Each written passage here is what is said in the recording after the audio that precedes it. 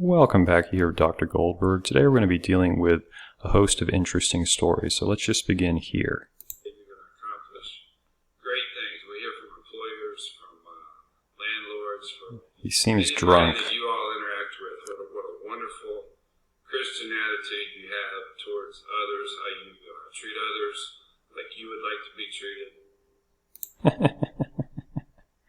And so here we have the picture all about that flab, no six-pack.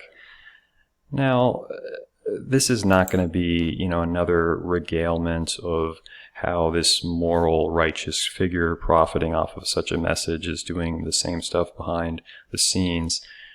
But rather, we have to talk about something more important. And so he, I believe, confirmed the affair she had with the pool boy, where he was actually allegedly okay with it, maybe pleasuring himself to the image. And then this other guy came out and said she was pursuing him and they were having sex. And this is a message she sent. You don't want to cover up those hunter-killer eyes. Yup, that's black pill. And the banana drives me wild. So you can tell that she's definitely going after him. If these are legit, I don't know if they actually happen to be. But the fact that Jerry Falwell, as far as we know, was okay with the relationship, was even looking in on it, comes to an important point. There's a lot of men, young and old, even millennial generation increasingly, who believe this feminist lie where they say, I respect a man who's confident in his sexuality and doesn't mind if she goes out and screws other dudes. Yeah, she respects the fact that you have no control over her. A modern independent woman wants to be in parity or superior to a man in every regard. So she has a career too. You change the diapers as well. You do the chores as well. You can't make any rules and enforce them on me. I am a free spirit. I can do everything no matter what. This gender fluid tyranny that we are now experiencing. And that's what I want to talk about in this video, because really the scandal is irrelevant. It's the fact that this has become more accepted and mainstream. So let's switch over here. This is something a lot of people were talking about probably a month or two ago. And we've got Jada Smith and also the fresh cuck of Bel Air. I want to get clean up one of the things that was kind of swirling in the press about you giving permission, which is the only person that could give permission in that particular circumstance is myself. Yes, thanks. So she's the only one who can give permission if she wants to have an affair.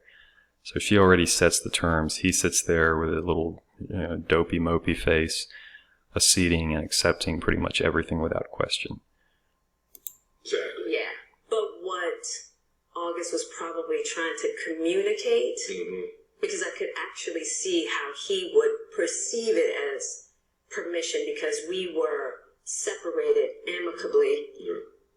And I think he also wanted to make it clear that he's not a homewrecker, which he's not. I'm thinking, Okay, so he's not a homewrecker. So you decided that you were going to have sex with this guy. Will Smith doesn't get to, because you veto anything Will Smith says in the relationship.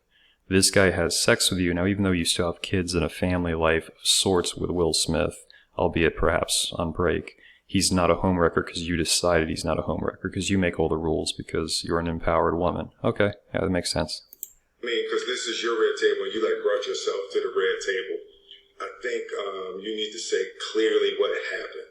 As far as what? You and I decided we were going to take our space, and what happened? Yeah, and then I got into an entanglement with August. That's what I said.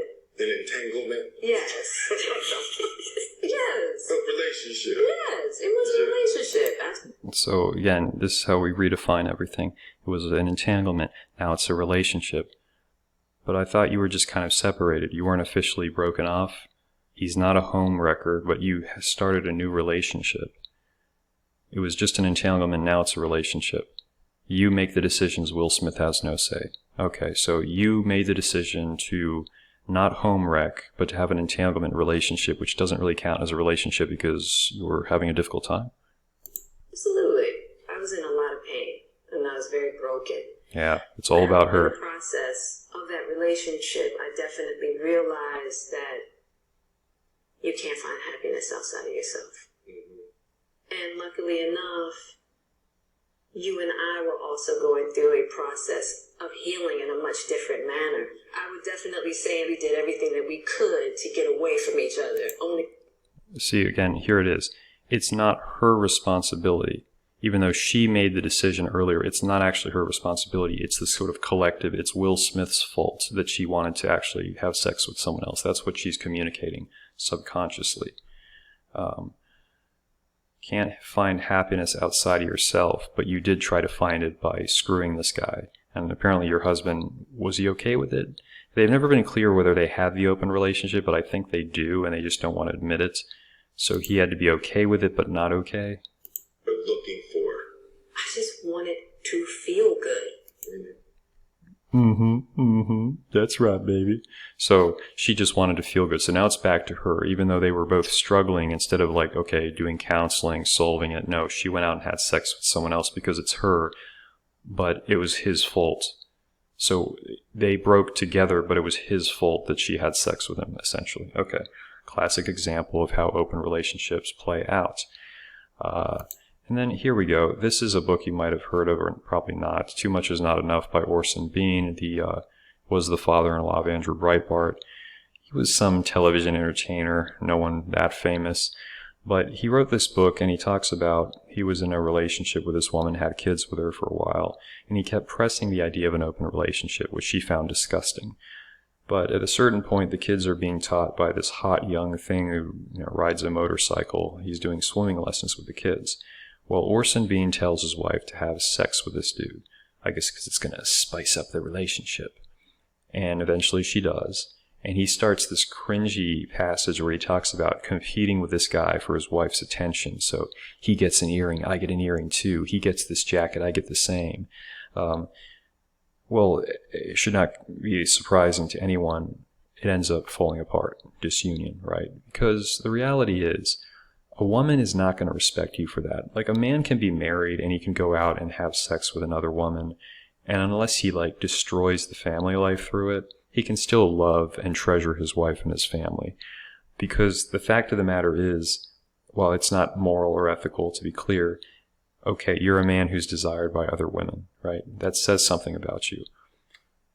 A woman who goes out and has sex with another man in a marriage, and her husband's okay with it, what he's communicating is he's completely letting go of his dignity, because, as Red Pill Mentor Tokyo brought up, a woman never has to worry about whether a child is hers, right? Regardless of whether it's with her husband or with the boyfriend, it's fine, right? It's always going to be her kid unless she has some kind of implant, which is why oftentimes women are the ones telling you not to wear protection. Men are usually the sensible ones when it comes to having sex and taking precautions. A man, if he doesn't enforce strict guidelines, could very well be paying for and raising another man's offspring because he's a fool. And this is what, you can say whatever you want. When people are skeptical of what modern marriage has become, and you call them other incels, insecure, you need to be more positive about life, we see the same thing in the case of the Falwells. Wealthy, conservative people, not Eastern Orthodoxy, but certainly fundamentalist Baptist, who still are falling prey to the same thing, who still are going down the same degenerate paths. And this is what happens within the context of marriages. Maybe not all marriages, but it is a significant problem. So men have to decide, if you're even going to get married, you have to set out these rules clearly, because they're going to consume and destroy you, And the alternative, there is that old quote, you might have heard of, it was from a commercial, and it was like, could switching to MGTOW really save you 15% or more on cuck insurance? Just saying. Do not accede to an open relationship unless your goal is to either raise someone else's kid, or you're trying to deliberately sabotage and end the relationship. Because I'm going to tell you, a woman will not respect a man who says, yeah, it's okay for you to go down on this dude. It's okay for you to have sex with this dude. They will not respect you. They'll respect the power they have over you, but they will never look at you in a positive light ever again. So, just going to say, because it had to be said.